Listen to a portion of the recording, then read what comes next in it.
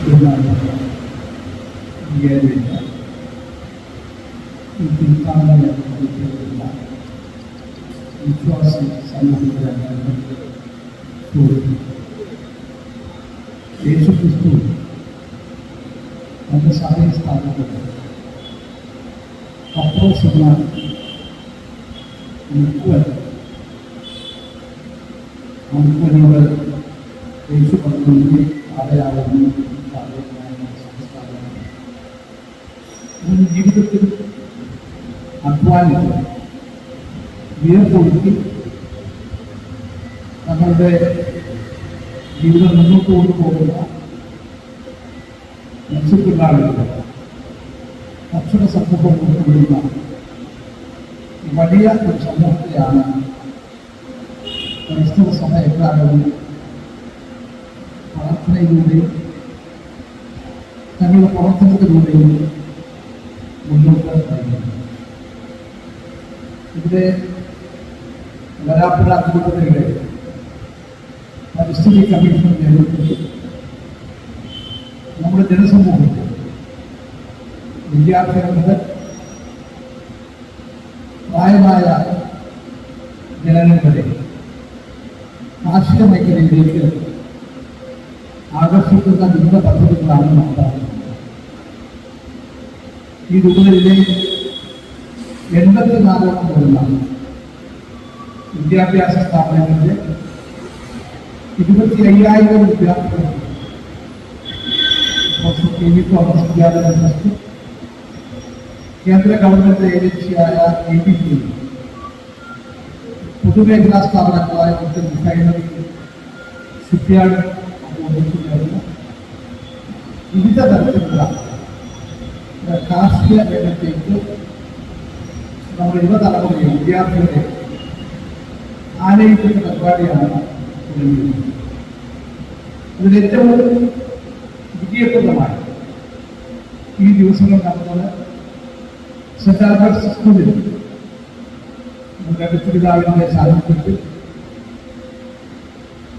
84ഓളം വിദ്യാഭ്യാസ സ്ഥാപനങ്ങളുടെ വിദ്യാർത്ഥികളുടെ കൈവേറ്റിലെ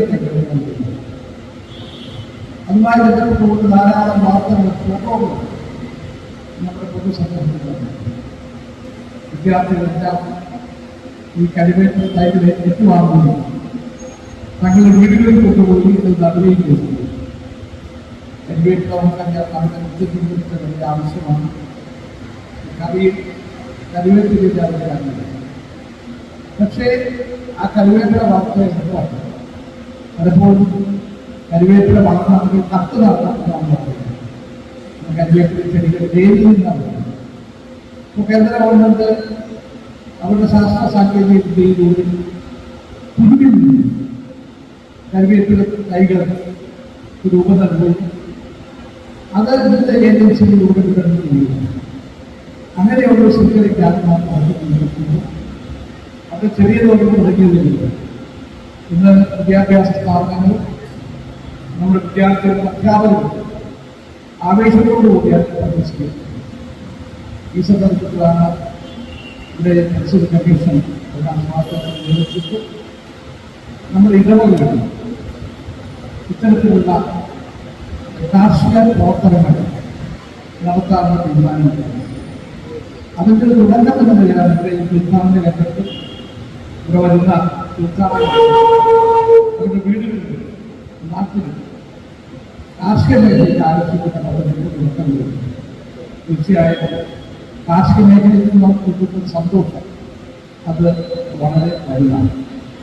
അങ്ങനെ ഈ തീർത്ഥാടനത്തിൽ വരുന്നവർക്ക് ആത്മീയമായ ഒരു തണുപ്പ് മാത്രമല്ല, അവരുടെ മനസ്സിനും ശരീരത്തിനും ഒരുപോലെ ഉദ്ദേശം നൽകുന്ന രാഷ്ട്രീയ പ്രവർത്തനങ്ങൾക്ക് നമുക്ക് ബന്ധം പിടിക്കുകയാണ്. മാത്രമല്ല നിങ്ങൾക്കറിയാം, പലപ്പോഴും നമ്മുടെ ജീവിതത്തിൽ ഭക്ഷണം ഒരു പ്രധാനപ്പെട്ട കാര്യമാണ്. മാർച്ച് 19 ഔസേപിതാവിന്റെ ദിവസത്തിൽ അന്ന് സുപ്രസിദ്ധമായ കണ്ണമാരി സദ്യ ഗുണം അത് അപ്രമാത്രമാണ് യാതൊരുമായി.